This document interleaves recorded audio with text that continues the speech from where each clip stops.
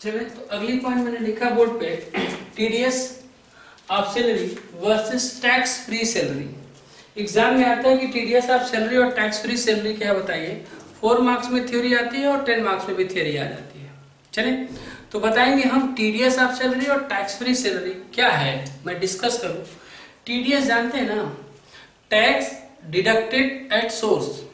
इसका मतलब है जहां इनकम जनरेट हो गई सबसे पहले गवर्नमेंट का हिस्सा उसमें से निकाल के दे दीजिए। आफ्टर देन जो अमाउंट बचता है वो अमाउंट एम्प्लॉय को दीजिए, ठीक है, या रिसीवर को दीजिए। फॉर एग्जाम्पल, जैसे कि बार बार ये जानते हैं कौन बनेगा करोड़पति में। आप 1 करोड़ रुपए जीत गए, माना थोड़ी देर के लिए 1 करोड़ रुपए जीत गए। सर गुदगुदी हो रही है मन में, अच्छा ठीक है भाई, मन में आपकी गुदगुदी हो रही है, करोड़ रुपए जीत के, घबराइए नहीं। माना कि आप 1 करोड़ रुपए जीत गए, तो जानते हैं वहां 30% टीडीएस कट जाएगा। तो आपके हाथ में जो आएगा ना वो केवल 70 लाख आएगा, 30 तुरंत गवर्नमेंट को दे दिया जाएगा। इसे टीडीएस कहते हैं।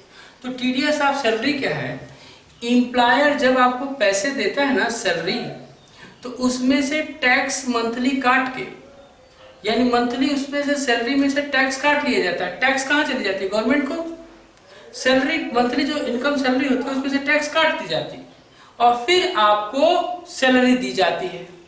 सपोज 1 लाख रुपए हुआ आपकी सैलरी, अगर मान लीजिए टीडीएस 10% है, माना अगर 10% काट लिया गया 10,000 रुपए, तो आपके हाथ में कितना आएगा, 90,000। लेकिन आपकी जो सैलरी बनी थी कितनी बनी थी, 1 लाख रुपए। तो टीडीएस वहीं आपको पैसे काट के तब आपके हाथ में आएगा। और टैक्स फ्री क्या है, जो आपकी सैलरी बन रही है, यानी एम्प्लॉयर क्या करेगा, आपकी जो सैलरी बनी हो सैलरी आपको देगा। उसके बाद वो एम्प्लॉयर अपने पॉकेट से आपका टैक्स देगा। लेकिन सैलरी हेड में क्या कैलकुलेट होगा, जो आपको सैलरी मिली है वो और जो एम्प्लॉयर अपने हाथ से टैक्स दिया है वो दोनों को जोड़ के सैलरी हेड में टैक्सेबल कर दिया जाएगा। क्लियर, बोर्ड पे लिखा हो थोड़ा और क्लियरली देखिए। लिखा है under the concept of TDS. TDS का कॉन्सेप्ट क्या है, employer will calculate and deduct tax. वो जब कैलकुलेट करता है तो deduct tax on the monthly basis before handing, यानी आपको देने के over salary to employ. Employ को सैलरी देने के पहले आपके सैलरी से पैसा क्या कर लेता है, काट देता है। क्लियर, इससे मैं टीडीएस बोलता हूं। लेकिन अब लिखा but in case of tax free salary, लेकिन टैक्स फ्री सैलरी क्या होती है, employer will pay tax on the salary.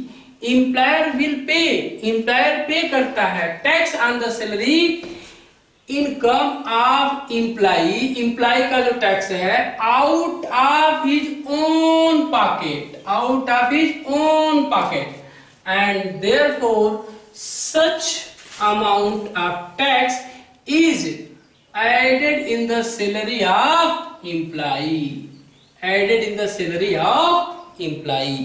और ये एम्प्लॉय की सैलरी में क्या कर दिया जाता है, ऐड कर दिया जाता है। एकदम क्लियर हो गया होगा टीडीएस और टैक्स फ्री सैलरी। क्लियर, आगे जरा मैं बात करूंगा कि सैलरी में क्या क्या जोड़ा जाता है। सैलरी माना जाता है, एक होता है बेसिक सैलरी। आप जब कभी एम्प्लॉयमेंट ऑफिस पे जाएंगे या जहाँ वो एम्प्लॉयमेंट का जो वांट आते हैं, फॉर्म बिकते हैं ना, अब तो ऑनलाइन हो रहा है, ऑफलाइन भी होता है, तो वहाँ जाएंगे तो लिखा रहेगा बेसिक सैलरी। तो बेसिक सैलरी लिखा रहता है 25 से 30,000 रुपए। तो उसमें डीए और बाकी चीजें जोड़ के बहुत लंबा जाता है, तो बेसिक सैलरी कम होती है ना। तो जब देखिएगा बेसिक सैलरी में basic salary plus DA. DA क्या है, इंग्लिश में कहते हैं डियरनेस अलाउंसेस। डियरनेस अलाउंसेस क्या है, महंगाई भत्ता। यानी होता क्या है, माना मैं वर्कर हूं, मेरी आज 300 रुपए वो सैलरी है, महीने 1 दिन का वेजेज है, और दूसरे दिन बढ़ गया 350 हो गया, 400 हो गया, 450 हो गया। यानी महंगाई के हिसाब से मेरी वेजेस तो बढ़ी। लेकिन अगर मैं गवर्नमेंट का एम्प्लॉय हूँ या किसी का एम्प्लॉय हूँ, तो 10 साल पहले भी मेरी 40,000 सैलरी थी और आज भी 40,000 सैलरी हो, तो ये महंगाई जो बढ़ रही है उसका मैं कहाँ से निजात पाऊंगा। तो गवर्नमेंट इसके लिए या एम्प्लॉयर इसके लिए एम्प्लॉय को बेनिफिट देता है। किस बात की सुविधा देता है, वो कहता है कि आपको मैं महंगाई से जूझने के लिए आपको महंगाई भत्ता दूंगा, जिसे हम डियरनेस अलाउंसेस कहते हैं। तो डियरनेस अलाउंसेस देता है, महंगाई भत्ता देता है, तो महंगाई भत्ता भी वो आपके सैलरी में जोड़ ही दिया जाता है। कोई भी पैसा किसी न किसी के यहाँ टैक्स लगना है, चाहे एम्प्लॉयर के लगे या एम्प्लॉय के यहाँ। तो एम्प्लॉयर अगर एम्प्लॉय को दे रहा है तो एम्प्लॉयर के हाथ में बचा नहीं, किसको दिया? एम्प्लॉय को। तो एम्प्लॉय को जिस तरह का भी पैसा देता है वो एम्प्लॉय के खाते में जोड़ दिया जाता है और एम्प्लॉय की सैलरी मानी जाती है। क्लियर है? आगे बढ़ो। तो डी हो गया। और फिर हो गया कमीशन। हाँ जी, कमीशन भी होता है। क्या होता है ना, कभी कभी प्रमोट करने के लिए एम्प्लॉय को कमीशंस भी दिए जाते हैं, ज़्यादा से ज़्यादा सेल आउट कर सके, शेयर प्रमोशन कर सके, या आप कह सकते हैं बिजनेस को ज़्यादा ग्रोथ में ले जाए, तो उनकी तमाम तरह की स्कीमें होती हैं, तो वो उन्हें कमीशंस भी मिलते हैं। यही नॉर्मल कॉन्सेप्ट कंपोनेंट्स हैं, ये नॉर्मल कंपोनेंट्स हैं, यानी सबको जोड़ देते हैं, बेसिक सैलरी, डियरनेस अलाउंसेस और कमीशन। क्लियर? आगे आते हैं अलाउंसेस। तो फर्स्ट ऑफ ऑल हम समझेंगे अलाउंसेस क्या है। जो गवर्नमेंट या जो एम्प्लॉयर अपने एम्प्लॉय को सुविधाएं देता है पैसे में, जैसे कौन सा अलाउंसेस देगा? कह रहा है ठीक है आप घर से आइए जाइए, आपको किराए का पैसा मैं दूंगा, ये 500 रुपये आपका ट्रेवलिंग अलाउंसेस हो गया, घर से आइए जाइए ऑफिस, ठीक है, ये आपका लंच का पैसा मैं दूंगा, आप जो खा लीजिए 100 रुपये एक दिन का लंच का पैसा दूंगा, ये नाश्ते का पैसा देता हूँ, ये स्वीपर का पैसा देता हूँ, है ना, ये वॉशरमैन का पैसा देता हूँ। यानी एम्प्लॉय को एम्प्लॉयर के द्वारा ढेर सारी बेनिफिट दी जाती है, गाड़ी की, रहने की, खाने की, है ना, कपड़े धोने की, नाई की, तमाम तरह की, उनको जैसा एम्प्लॉय होता है वैसे उसकी आवभगत होती है और उसको तमाम तरह की बेनिफिट गवर्नमेंट देती है या एम्प्लॉयर देता है। तो जो एम्प्लॉयर देता है वो किस टर्म में देता है? मॉनेटरी टर्म्स में। यानी एम्प्लॉयर के द्वारा एम्प्लॉय को मॉनेटरी टर्म्स में जो बेनिफिट दी जाती हैं, यानी सैलरी के बाद जो सुविधाएं दी जाती है, उसको सुविधाओं का पैसा जो दिया जाता है उसे हम अलाउंसेस कहते हैं। ठीक है ना, सुविधाओं का जो पैसा दिया जाता है उसे हम अलाउंसेस कहते हैं। तो अलाउंसेस क्या हो गया? एम्प्लॉयर के द्वारा एम्प्लॉय को मॉनेटरी टर्म्स में जो सुविधाओं का पैसा दिया जाता है उसे हम क्या कहते हैं? अलाउंसेस कहते हैं। जैसे एक एम्प्लॉय है, वो ऑफिस से, घर से ऑफिस जाता है, उसको जाने का खर्च होता है 500 रुपया, तो 500 रुपया अगर वो दिया जाता है, एम्प्लॉयर देता है उनको, तो 500 रुपये का हो जाएगा? अलाउंसेस हो जाएगा। ठीक है, वो कहता है आपको मकान ले लीजिए, आप जाइए, है ना, तो मकान ले लीजिए, किराए पर जाइए, आप किराए पर मकान ले लेते हैं, 2000 रुपये किराए का मकान ले लेते हैं, 2000 रुपये एम्प्लॉय को देता है कि ये मकान का किराया भत्ता ले लीजिए, यानी जिस मकान में रहते हैं उसका किराया मैं दूंगा, तो वो एम्प्लॉयर देता है ना, इनको पैसा दे देता है, चाहे 2000 का किराए पर मकान ले, चाहे 1500 का किराए पर मकान ले, तो 2000 वो देता है, तो 2000 इनके सैलरी में क्या हो जाएगा? ऐड हो जाएगा। कोई ना कोई पैसा किसी सारे पैसे किसी न किसी के टैक्सेबल होंगे, तो एम्प्लॉयर अपना पल्ला झाड़ लेता, चल ये 2000 मेरे जेब से गया और किसके यहाँ चला गया? एम्प्लॉय के यहाँ, और एम्प्लॉय के वास्तव एम्प्लॉय के यहाँ, तो एम्प्लॉय के हेड में टैक्सेबल हो जाएगा। तो अलाउंसेस है। तो अलाउंसेस क्या हो गया? अलाउंसेस एक जो भी एम्प्लॉयर एम्प्लॉय को सुविधा देता है, और सुविधा किस में होता है? मॉनेटरी टर्म्स में, है ना, सुविधा का पैसा देता है मॉनेटरी टर्म्स में, ये पैसा लो और ये अपनी सुविधाओं का पूरा करो, अपनी सुविधाओं का इस्तेमाल करो, है ना, तो पैसा जो देता है उसे हम अलाउंसेस कहते हैं। अब अलाउंसेस 3 कैटेगरी में यहाँ बांटी गई। कितनी कैटेगरी में बांटी गई ये मैं आगे पढ़ूंगा, बस थोड़ा सा लिख दूं। अलाउंसेस 3 में, पहला फुल्ली टैक्सेबल, यानी एम्प्लॉयर के द्वारा एम्प्लॉय को मॉनेटरी बेनिफिट जो दी गई, पैसे में दिया गया कि लो भाई ये पैसा लो और आने जाने का किराया ले लेना, ये पैसा लो खा लेना, ये पैसा लो मकान किराए पे ले लेना, ये पैसा लो बच्चे को फीस दे देना, ये पैसा लो वॉशरमैन रख लेना। ठीक है, तो ये जो दिया गया फुल्ली टैक्सेबल, एक होता है फुल्ली टैक्सेबल। अब कौन होता है सर फुल्ली टैक्सेबल?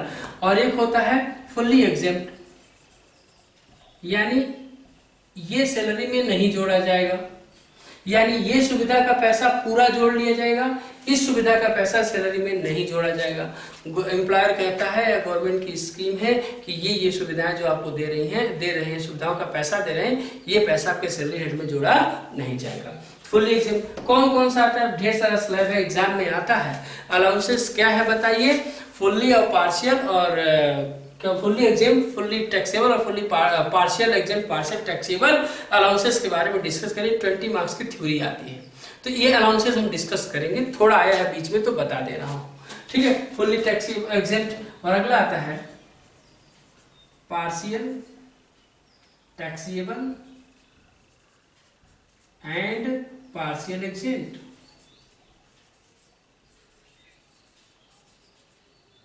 ठीक है ना, पार्शियल एग्जेम्प्ट। एक होता है पार्शियल टैक्सेबल और पार्शियल एग्जेम्प्ट। तो ये हो गया फुल्ली टैक्सेबल, फुल्ली एग्जेम्प्ट, पूरी तरह से जितना पैसा मिला सब टैक्सेबल में जाएगा, सब सैलरी में जोड़ी जाएगी। जो भी वो सुविधा मिली है, सुविधा का पैसा मिला है, वो को नहीं जोड़ा जाएगा। और ये partial taxable and partial exempt कुछ जोड़ा जाएगा और कुछ नहीं जोड़ा जाएगा। स्पेसिफिक क्राइटेरिया दी रहती है, ये मैं डिस्कस करूंगा आगे चल के। अच्छा, परक्यूजिस्ट क्या है सर? ये भी वही है जो अलाउंसेस होता है। अलाउंसेस ये भी एम्प्लॉयर के द्वारा एम्प्लॉय को सुविधा दिया जाता है, लेकिन इन दोनों में फर्क है। माना मेरा एक एम्प्लॉय है जिसका नाम समर है, समर को मैं एक कमरे का किराया दे देता हूँ मकान पर, तो कहता हूँ कि ये लो भाई मकान ले लो और मकान का किराया मैं तुमको दूंगा, 2000 रुपये किराया मैं उसको दे देता हूँ, मकान किराए पर रह के रहता है। लेकिन मैं कहता हूँ मेरे ही घर में आके रह लो, तो जब मेरे ही घर में ले आकर, तो क्या उसको रहने की सुविधा तो दे रहा हूँ, पैसा दे रहा हूँ कि घर दे रहा हूँ? घर। तो ये परक्यूजिस हो गया। अगर मैं उसे कहता हूँ कि मेरी गाड़ी जाएगी तुमको घर से और ऑफिस ले आएगी, तो घर से आने जाने की सुविधा का मैं पैसा दे रहा हूँ कि आने जाने की सुविधा के लिए गाड़ी अपनी दे रहा हूँ? आने जाने सुविधा के लिए अपनी गाड़ी दे रहा हूँ, तभी क्या हो जाएगा? परक्यूजिस हो जाएगा। उसके बच्चे की मैं फीस दे रहा हूँ, या उसका बच्चा मेरे ही स्कूल में पढ़ता है, उसका बच्चा मेरे ही स्कूल में पढ़ता है, तो ये उसकी परक्यूजिस होगी। यानी जो सुविधाओं का पैसा दे दिया जाता है उसे अलाउंसेस कहते हैं। जो सुविधाएं दी जाती हैं उसकी कैलकुलेशन मॉनेटरी टर्म्स में हो सकती है, उसकी कैलकुलेशन मॉनेटरी टर्म्स में होती है, लेकिन मॉनेटरी टर्म्स में पे नहीं किया जाता, उसकी सुविधाएं दिया जाता है। रहने के लिए मकान, खाने के लिए खाना, नाश्ता, है ना, बाल काटने के लिए नाई दे दिया जाता है, वॉशरमैन कपड़े धोने के लिए वॉशरमैन दे दिया जाता है और इसका पैसा एम्प्लॉयर पे करता है, ठीक है ना, और चलने के लिए गाड़ी दे दिया जाता है। ये जो सुविधाएं होती हैं वो परक्यूजिस कहलाती हैं। यानी मॉनेटरी टर्म्स में कैलकुलेट तो कर सकते हैं, बट ये डायरेक्ट एम्प्लॉय के हाथ में नहीं जाता, एम्प्लॉयर के द्वारा एम्प्लॉय को सुविधा दिया जाता है, एम्प्लॉयर द्वारा एम्प्लॉय को सुविधा दिया जाता है, ठीक है ना जी। आगे तो परक्यूजिस भी 3 तरह का होता है, फुल्ली टैक्सेबल, फुल्ली टैक्सेबल, और दूसरा फुल्ली एग्जेम्प्ट। फुल्ली एग्जेम्प्ट ये पूरी तरह से भी क्या हो जाता है? एग्जेम्प्ट हो जाता है। और अगला होता है भाई पार्शियल वाला, ठीक है ना, पार्शियल टैक्सेबल और पार्शियल एग्जेम्प्ट। तो हमें लगता है आपको ये बातें समझ में आ गई। तो ये पॉइंट हमने नोट कर दिया। सैलरी में क्या क्या आता है? Basic salary, dearness allowances, commissions, ये नॉर्मल चीजें होती है, नॉर्मल कंपोनेंट होते हैं। उसके बाद अलाउंसेस आ जाता है, अलाउंसेस बताया क्या है, परक्यूजिस, परक्यूजिस बताया क्या है, क्लियर। अब इसके बाद मैं बताऊंगा सैलरी का अगर कैलकुलेशन करना है तो कौन सा चार्ट बनेगा, क्लियर। आप ये कॉपी करें फिर मैं बताता हूँ। हाँ जी, तो चले सैलरी का मैं प्रोफार्मा डिस्कस करता हूँ कि कैसे कैसे इसका प्रोफार्मा क्या है, कौन कौन सी इसमें टैक्सेबल कैसे लगाए जाते हैं। जरा देखें, proforma of computing taxable income from salary, यानी सैलरी से टैक्सेबल इनकम निकालना है कि कितना जुड़ के सैलरी का पोर्शन बना। चलें देखें, सबसे पहले बेसिक सैलरी मैंने बता रखा है। बेसिक सैलरी, डियरनेस अलाउंसेस और कमीशन जो है इसके जनरली कंपोनेंट्स होते हैं। बेसिक सैलरी, डियरनेस अलाउंसेस, महंगाई भत्ता, बोनस, कमीशन, ये तो नॉर्मल है, वो एम्प्लॉय द्वारा एम्प्लॉय को मिलता है। तो basic salary, dearness allowances, bonus, commission. इसके बाद employers contribution in excess of 12% of salary to PF, RPF, recognised provident fund. अगर एम्प्लॉय को उसके प्रोविडेंट फंड के लिए कुछ कंट्रीब्यूट करता है तो उसके निकालने का एक रूल्स होता है। अभी ये रूल्स मैं बताऊंगा तो कंफ्यूजन हो जाएगा, मैं केवल प्रोफार्मा बता रहा हूँ। जो थ्योरी आएगी ना, थ्योरी, उस थ्योरी में मुझे लिखना है प्रोफार्मा। अभी बताऊंगा तो यहाँ टाइम स्पेंड होगा और उतना मजा नहीं आएगा। आगे बताऊंगा मैं कैसे ये निकालते हैं। आगे, internal excess of specified rate on RPF, जो स्पेसिफाइड रेट है उससे अधिक का होगा वो भी पैसा। टैक्सेबल अलाउंसेस, अलाउंसेस को कितने तरह से डिस्कस किया था? 3 तरह से, फुल्ली टैक्सेबल, पार्शियल टैक्सेबल और फुल्ली एग्जेम्प्ट। एग्जेम्प्ट तो आएगा नहीं, एग्जेम्प्ट का मतलब होता है कर मुक्त, यानी एक टैक्स सैलरी हेड में जोड़ा ही नहीं जाएगा। सैलरी में जोड़ने के लिए वही 2 चीजें आएंगी, एक फुल्ली टैक्सेबल और एक पार्शियली टैक्सेबल। तो पार्शियली टैक्सेबल का जितना पोर्शन टैक्सेबल होगा वही आएगा, तो इसको हम कह सकते हैं टैक्सेबल अलाउंसेस। अब आता है टैक्सेबल परक्यूजिस, जो भी सुविधा देता है ना ओनर, मान लीजिए एम्प्लॉय को दिया है रहने के लिए घर, तो उस घर की वैल्यूएशन की जाएगी, वैल्यूएशन करने के बाद आपके सैलरी में जोड़ दिया जाएगा। तो 3 तरह का परक्यूजिस भी होता था, fully taxable, partial taxable, fully exempt. Exempt को तो हटा दो यहाँ से, फुल्ली टैक्सेबल आ जाएगा और पार्शियल टैक्सेबल का जो पोर्शन टैक्सेबल होगा वो पोर्शन आ जाएगा। क्लियर? आगे taxable part of gratuity. Gratuity क्या होता है? रिटायरमेंट वक्त मिलता है, मैं आपको बहुत बढ़िया समझाऊंगा, पूरी एक पेज की थ्योरी है ये, 20 मार्क्स में आता है ग्रेच्युटी, मैं बताऊंगा क्या है ग्रेच्युटी। तो वही पोर्शन ग्रेच्युटी का जो टैक्सेबल है। आगे आता है taxable part of computation of pension, जो पेंशन का टैक्सेबल पार्ट है वो भी आ जाता है। आगे है लीव सैलरी या एनहेंसमेंट सैलरी होता है, तो लीव सैलरी क्या है ये आगे चल के पूरे एक पेज में आ गया, अभी 10 मार्क्स में थ्योरी आ जाती है लीव सैलरी क्या है। क्लियर? मैं आगे बताऊंगा, इन सब सारे पॉइंट्स को आगे हम लोग डिस्कस करने वाले हैं। तो सर अभी क्यों बता रहे हैं? अभी प्रोफार्मा अगर आ जाता है बनाने के लिए तो प्रोफार्मा को बता के डिस्कस करनी पड़ेगी। क्लियर? आगे बढ़ता हूँ। अभी जो आता है ना ऐड करने के बाद होता है ग्रॉस सैलरी, ये आपकी ग्रॉस सैलरी हो गई। ग्रॉस सैलरी में से डिडक्शन करेंगे, डिडक्शन अंडर सेक्शन 16 पहला है इंटरटेनमेंट अलाउंसेस, गवर्नमेंट द्वारा डिडक्शन दी गई है, कहाँ दी गई है? सेक्शन 16 में। एम्प्लॉयमेंट टैक्स, जो एम्प्लॉयमेंट टैक्स होता है वो भी घटा देंगे।